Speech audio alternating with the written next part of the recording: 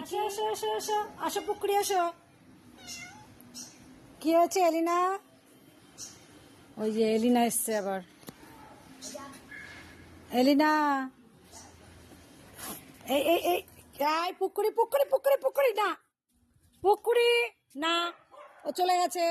পুকুরি ভাবছে ওর বাচ্চাকে মারতে আসছে এলিনা, কিন্তু এলিনা কিন্তু ওকে মারতে আসছিল না। ও আমার ডাকেই নিচে নামছিল ও আদর নেওয়ার জন্য। কি হলো ঝিকি? এই এখন সব খেলা করবে এবার।